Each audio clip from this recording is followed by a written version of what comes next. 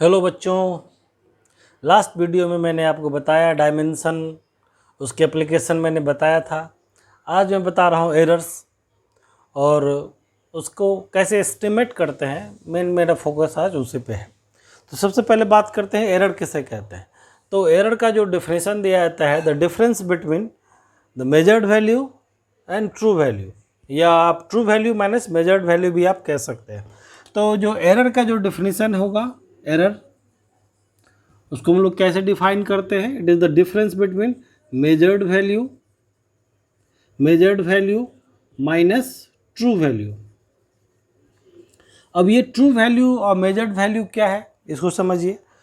तो measured value क्या है कि आपको किसी रॉड का लेंथ मेजर करना है। सपोज कीजिए एक रॉड है, उसका लेंथ मेजर करना है। एक आपको स्केल दे दिया कि आपको मेजर करना है, कर लीजिए आप। तो आपने मेजर किया 3.7 मान लीजिए आपने किया 3.78 सेंटीमीटर आपने मेजर किया। तो ये मेजर्ड वैल्यू है। इसका ट्रू वैल्यू क्या होगा? आप जब बार बार आप क्या करेंगे, इसको मेजर करेंगे। जैसे ये रॉड है, इसका लेंथ मेजर करना है, तो फर्स्ट बार मेजर किया तो उसका वैल्यू L1 आया, सेकेंड बार मेजर किया तो L2 आया, थर्ड बार मान लीजिए L3 आया। इस तरह से डॉट डॉट मान लीजिए हम n टाइम हमने इसको क्या किया, मेजर्ड किया। तो जो n टाइम जो आपने इसको मेजर्ड किया है, तो सब वैल्यू क्या होगा, डिफरेंट आएगा, कोई भी सेम नहीं आएगा, कभी कभी भी रिपीट भी कर जाएगा। तो मान लीजिए n बार आपने मेजरमेंट किया और n बार क्या आया, डिफरेंट वैल्यू आया। तो आप क्या करेंगे, इस सब को ऐड कर देंगे, L1 plus L2 plus L3 dot dot क्या होगा, प्लस Ln। इसको किससे डिवाइड कर देंगे, n से डिवाइड कर देंगे। तो यह जो है वो मेजर्ड वैल्यू का क्या है, मीन है, मीन वैल्यू है। इसको हम लोग क्या बोलेंगे, L मीन कह देते हैं, क्योंकि लेंथ मेजर करें इसलिए L मीन हमने कहा। तो यह जो मीन वैल्यू है, इसी को हम लोग क्या मान लेते हैं, ट्रू वैल्यू मान लेते हैं। क्लियर है कॉन्सेप्ट? कि आपको किसी चीज़ का कोई किसी फिजिकल क्वांटिटी को मेजर करना है, आप बार बार उसको मेजर कीजिए, उसका वैल्यू नोट डाउन करिए, उसका क्या करेंगे, एवरेज ले लेंगे। तो जो एवरेज लेंगे वो क्या आपको देगा, true value, actual value, mean value, सब एक ही बात है। ये इसको हम लोग एक्चुअल वैल्यू भी कहते हैं, एक्चुअल वैल्यू भी इसको कहा जाता है, मीन वैल्यू भी कहा जाता है। तो ये मीन वैल्यू या ट्रू वैल्यू है। ओके। और ये L1 L2 L3 Ln क्या है, मेजर्ड वैल्यू है।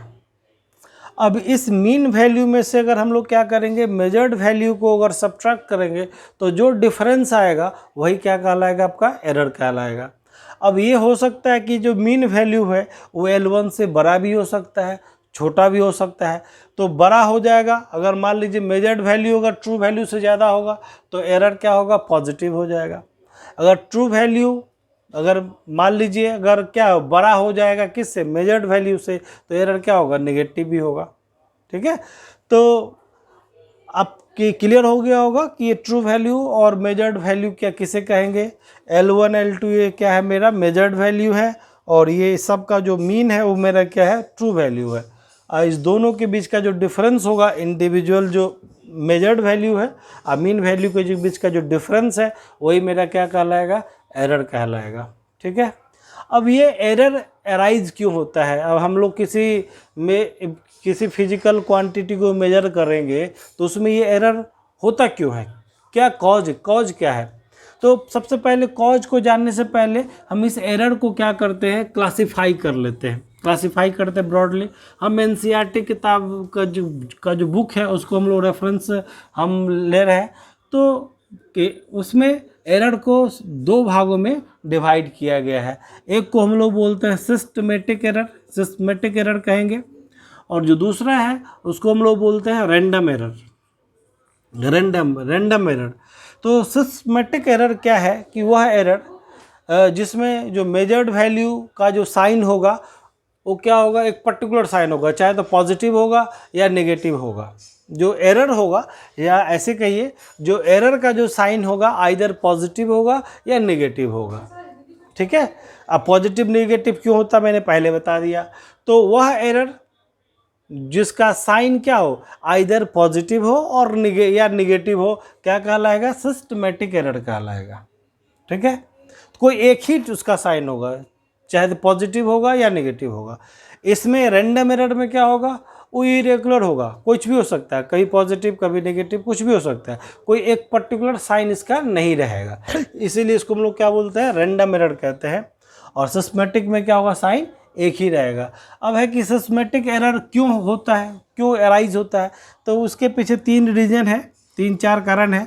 एक तो पहला कारण है कि जो आप इंस्ट्रूमेंट यूज कर रहे हैं किसी फिजिकल क्वांटिटी को मेजर करने के लिए, उसका कैलिब्रेशन सही से नहीं किया गया हो। मतलब जो आप कैलिब्रेशन का क्या मतलब होता है, अब कैलिब्रेशन जैसे आप देखेंगे किसी भी स्किल पे क्या होता है, इसको छोटे छोटे डिवीजन में क्या होता है, डिवाइड किया रहता है। अगर वो जो डिवीजन है, जो कैलिब्रेशन है, अगर एक्यूरेटली नहीं किया गया होगा तो मेजरमेंट क्या होगा, जो उसमें जो मेजर्ड वैल्यू होगा उसमें हमेशा एरर्स आएगा। तो पहला जो रीजन है वो है इंस्ट्रूमेंटल एरर, जो आप इंस्ट्रूमेंट यूज कर रहे हैं वो उसका कैलिब्रेशन सही से नहीं किया जाएगा तो ये हो सकता है। सेकंड जो है वो है पर्सनल एरर्स है। पर्सनल एरर मतलब जो अगर हम ही को मान लीजिए लंबाई दे दिया मेजर करने के लिए और हम ध्यान नहीं दे रहे हैं, हम देख रहे हैं कभी इधर से देख रहे हैं कभी इधर से देख रहे हैं, तो जैसे साइड से देखेंगे तो क्या होगा, उसमें पैरेलक्स जैसो एरर उत्पन्न हो जाएगा। इधर से देखेंगे तो लगेगा कि जो लाइन जैसो पीछे ही है, इधर देखेंगे तो लगेगा कि बढ़ गया ऊपर। तो इस तरह का जो है सो जो प्रॉब्लम होगा उसको हम लोग किस में रखेंगे, पर्सनल एरर में रखेंगे। पर्सनल एरर में उसको रखते हैं। और जो थर्ड जो है, जो मेथड है, मतलब जो टेक्निक हमने अपनाया है उसको मेजर करने के लिए, अगर वो सही हमने नहीं लिया है तो भी ये उत्पन्न हो सकता है। ठीक है, तो ये 3 कारण है किसके लिए, सिस्टमेटिक एरर के। अब ये तीनों जो कारण है इसको हम लोग क्या कर सकते हैं, इसको हम लोग मिनिमाइज कर सकते हैं। जो इंस्ट्रूमेंट है उसको बदल दीजिए। पर्सनल जो एरर है जिसको आपने दिया है मेजर करने के लिए उसको आप कहिए ठीक से करने के लिए तो वो सही कर देगा। और जो थर्ड जो प्रोसीजर जो टेक्निक आपने अपनाया है उसके मेजरमेंट के लिए उसको आप बदलिए तो भी ये प्रॉब्लम क्या हो सकता है, दूर हो सकता है। इसीलिए कहा जाता है कि systematic error can be minimised, जिसको हम लोग मिनिमाइज कर सकते हैं, कोई बहुत बड़ा इशू नहीं है। ठीक है, रैंडम एरर में क्या होता है, थोड़ा सा प्रॉब्लम है इसमें रैंडम एरर क्या होता है, अनप्रेडिक्टेबल है। मान लीजिए आप क्या करने जा रहे हैं, रेसिस्टेंस मेजर करने के लिए जा रहे हैं, अचानक क्या हो गया, वोल्टेज बदल गया, करंट बदल गया, टेम्परेचर बदल गया, हो सकता है। अचानक सर्दी था गर्मी हो गया, हो सकता है। टेम्परेचर रूम का बढ़ जाएगा, ह्यूमिडिटी चेंज कर जाएगा। तो क्या है, ये अनप्रेडिक्टेबल है। ऊपर से मान लीजिए जेट विमान ही चला गया तो वाइब्रेशन हो जाएगा रूम में, तो क्या हो सकता है, इसमें एरर उत्पन्न हो सकता है। इसलिए इसको हम लोग क्या बोलते हैं, रैंडम एरर क्या होता है, अनप्रेडिक्टेबल होता है, आप इसको प्रेडिक्ट नहीं कर सकते। ठीक है, तो इसका कोई साइन क्या होता, फिक्स नहीं होता, वो चेंज वेरी भी कर सकता है।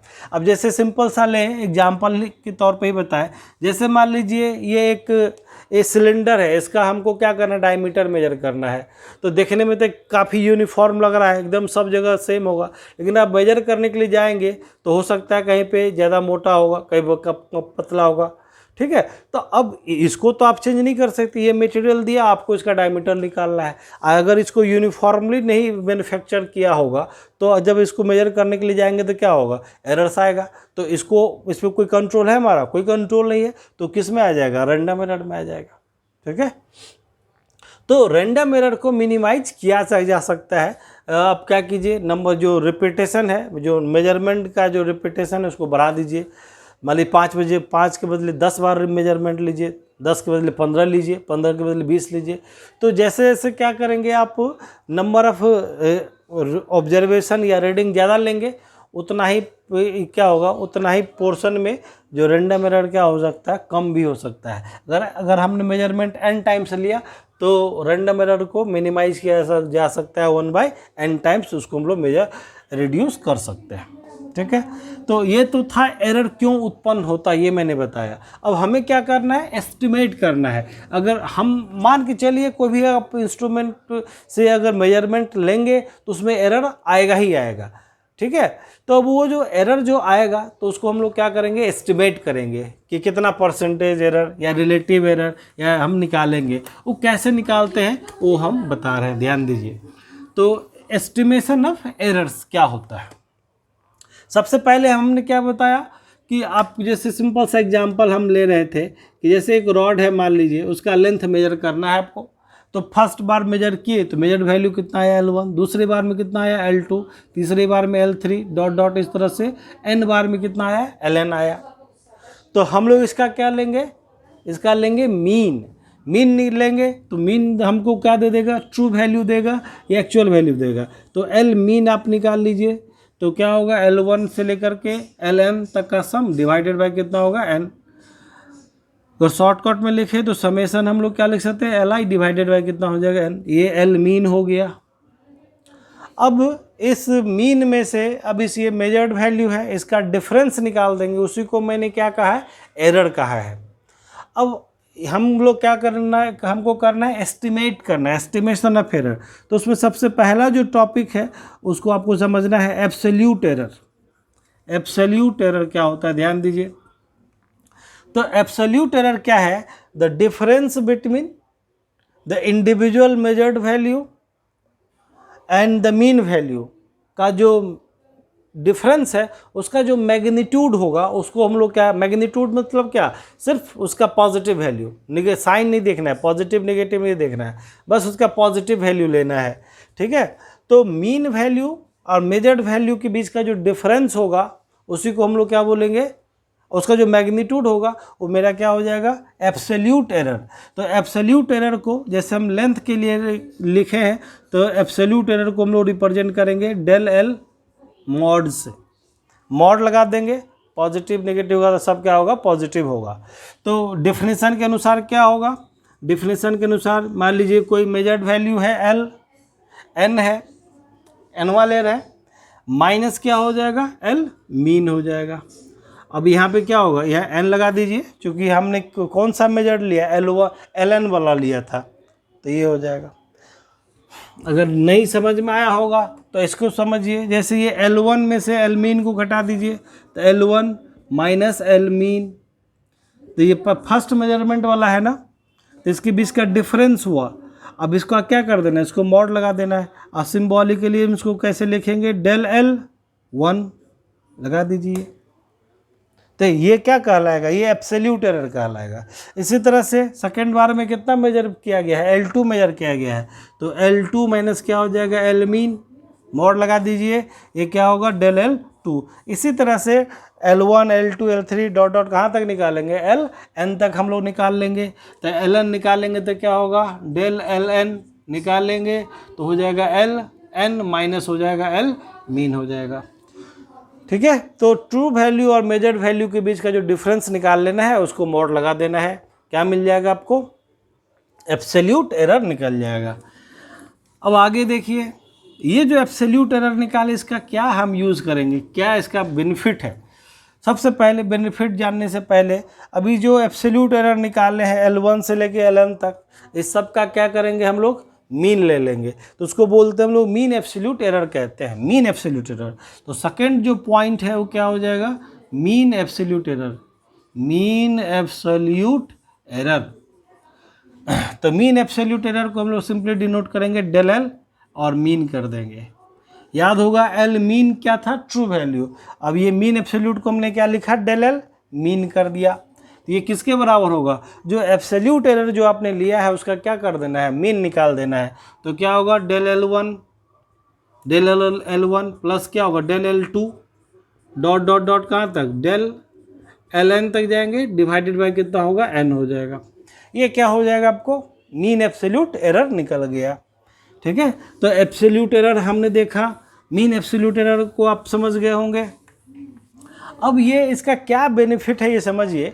हम जो मेजरमेंट किए हैं तो वैल्यू क्या आया है L1 L2 L3 ये आया है ना। ठीक है, तो ये L1 L2 L3 का जो वैल्यू होगा वो किस बीच में होगा, किसके बीच में होगा, एक रेंज अगर आपको बताने के लिए कहेगा कि इसका ये जो मेजर्ड वैल्यू है इसका रेंज क्या होगा, तो आप क्या कर सकते हैं, एक सेकंड में बता सकते हैं। आपने क्या निकाला है मीन वैल्यू निकाला है L मीन, उसमें क्या कर देंगे हम लोग, ये जो मीन एब्सोल्यूट एरर है उसको आप ऐड कर दीजिए और ये क्या कर दीजिए और सब्ट्रैक्ट कर दीजिए। मीन माइनस क्या होगा, डेल एल मीन हो जाएगा। तो यह जो मेजर्ड वैल्यू जो लेंथ है वो क्या होगा, इसके बीच में ही रहेगा। अगर आप सिंगल एक बार आपने मेजरमेंट किया, उसका वैल्यू का रेंज क्या होगा, तो l mean plus del l mean minus del l mean के बीच में ही होगा मेजर्ड वैल्यू जो होगा। ठीक है, तो हमने मीन एब्सोल्यूट एरर हम समझ गए होंगे आप लोग। आगे देखिए, अब हम लोग थर्ड जो है, जो बहुत इम्पॉर्टेंट है, रिलेटिव एरर क्या होता है। रिलेटिव एरर, तो रिलेटिव एरर जो है, रिलेटिव एरर क्या होता है कि मीन एब्सोल्यूट एरर और जो मीन वैल्यू है उस दोनों का जो रेशियो होता है उसको हम लोग क्या बोलते हैं, रिलेटिव एरर कहते हैं। सिंपली इसको हम लोग आर ई से डिनोट करते हैं। तो ये किसके बराबर हो जाएगा, del l mean means mean absolute error divided by l mean is called relative error. इसी को जब हम लोग क्या करते हैं, परसेंटेज में एक्सप्रेस कर देते हैं, रिप्रेजेंट कर देते हैं, तो हो जाता है परसेंटेज एरर। तो जो चौथा है वो क्या आपका है, परसेंटेज एरर। परसेंटेज एरर, तो परसेंटेज एरर क्या होगा कि जो del l mean divided by l mean into हो जाएगा 100, क्या परसेंटेज हो जाएगा। When you represent the relative error in terms of percentage then it is called the percentage error. तो ये सफिशिएंट है किसी भी इस मेजरमेंट को एस्टिमेट करने के लिए। तो आइए इसको एक एग्जाम्पल से समझते, ज़्यादा क्लियर हो जाएगा, क्योंकि फिजिक्स में अगर आप न्यूमेरिकल्स नहीं करते हैं तो आपको कॉन्सेप्ट ज़्यादा क्लियर नहीं होता है। तो एक सिंपल सा एग्जाम्पल हम लेंगे, बुक से ही लेते हैं, एनसीईआरटी के बुक से ही ले रहे हैं। एनसीईआरटी का जो बुक है वो सफिशिएंट है फिजिक्स को समझने के लिए। ध्यान दीजिए, एक सपोज कीजिए एक सिंपल पेंडुलम है, उसका टाइम पीरियड जो है सो हमको मेजर करना है, टाइम पीरियड हमको मेजर करना है। तो हम रेफरेंस के लिए एक ले लेते हैं। सपोज कीजिए कि एक सिंपल पेंडुलम है, उसका टाइम पीरियड मेजर किया गया है। पहली बार मेजर किए हैं तो 2.63 सेकेंड आया पहली बार, फर्स्ट मेजरमेंट में इसका वैल्यू आया है 2.63 सेकेंड। सेकेंड बार में आया है 2.53 सेकेंड। ये टाइम में ये याद रखिए, सॉरी 56 दिया हुआ है। थर्ड रीडिंग जो है वो है 2.42 सेकेंड का है और 2.71 सेकेंड और फाइनल 2.8 सेकेंड 80 सेकेंड दिया हुआ है। ये रीडिंग जो है सो 5 बार लिया गया है, उसमें डिफरेंट वैल्यू आए हैं 2.63 सेकेंड, 2.56 सेकेंड, 2.42, 2.71 सेकेंड, 2.80 सेकेंड आ गया। ठीक है, तो ये क्या है कि आपका मेजर्ड वैल्यू है। तो सबसे पहले हम लोग क्या निकाल लेंगे कि ये जो पेंडुलम है उसका ट्रू वैल्यू क्या होगा, उसका जो सही टाइम पीरियड कौन सा होगा। तो हम लोग क्या करेंगे, इसका पहले मीन निकाल लेंगे। तो मान लीजिए इसको T1 मान लेते हैं, ये T2 है, ये T3 है, इसको T4 मान लीजिए, ये T5 है। इसका हम लोग क्या लेंगे, मीन वैल्यू निकाल लेंगे। तो मीन वैल्यू निकालेंगे मीन का, तो क्या करेंगे T1 से T2 T3 सबको ऐड कर देंगे और 5 से क्या करेंगे, इसको डिवाइड कर देंगे। तो सबको जोड़िए, तो हमारे पास कि सॉल्यूशन किया हुआ है। तो इसको अगर आप ऐड करेंगे तो वो आएगा 13.12 सेकेंड आएगा डिवाइडेड बाय 5। और जब इसको डिवाइड कर देंगे तो ये आएगा 2.624 आता है, इसका वैल्यू 24 से आता है। अब यहाँ ध्यान दीजिए, ये जो फिजिक्स इसमें हमको बताना है, जो मीन वैल्यू आ गया वो कितना आ गया, 2.624 सेकेंड आ गया। और यहाँ पे जो हमको मेजर्ड किए हैं वो कितना किए हैं, 2.63 मतलब डेसिमल के 2 अंकों तक हमने किया है। ठीक है, तो फाइनली जो वैल्यू होना चाहिए वो भी डेसिमल के 2 अंक तक ही होना चाहिए, क्योंकि इसमें सिग्निफिकेंट फिगर कितना है, 3। हम बात करेंगे सिग्निफिकेंट फिगर क्या होता है, इसमें 3 है, तो फाइनल रिजल्ट में भी क्या होना चाहिए, 3 ही होना चाहिए। तो ये 4 कुछ ज़्यादा आ गया है, तो हम राउंड ऑफ कर देंगे, इसको हटा देंगे, क्योंकि 5 से कम था इसीलिए उसको हमने वैसे ही छोड़ दिया, हटा दिया। तो जो मीन वैल्यू है मेरा कितना हो जाएगा, 2.62 सेकेंड का हो जाएगा। अब इस 2.62 में से आप इसको सब्ट्रैक्ट कीजिए, T1 में से ये जो T मीन है इसको सब्ट्रैक्ट करेंगे तो क्या निकल जाएगा, आपको मीन एब्सोल्यूट निकल जाएगा आपको, और उसका मॉड लगा देना है T1 प्लस क्या कर देना है T मीन कर निकालेंगे तो वो मेरा क्या दे देगा, एब्सोल्यूट एरर हमको मिल जाएगा। और फिर उस एब्सोल्यूट एरर को अगर हम लोग क्या करें उसका मीन निकालेंगे तो आप अगर del1 हम वो छोड़ दे स्किप कर दे रहे हैं आपके लिए, घर पे आप कीजिए इसको, plus D mean divided bye 5 कर देंगे तो इसका वैल्यू 0.11 सेकेंड आएगा। ये हो गया आपका मीन एब्सोल्यूट एरर निकल गया। ठीक है, तो अगर आप फिर इसका क्या करें, अगर आप रिलेटिव एरर निकालिए तो इसको डिवाइड कर देना पड़ेगा इससे, तो रिलेटिव एरर निकल जाएगा।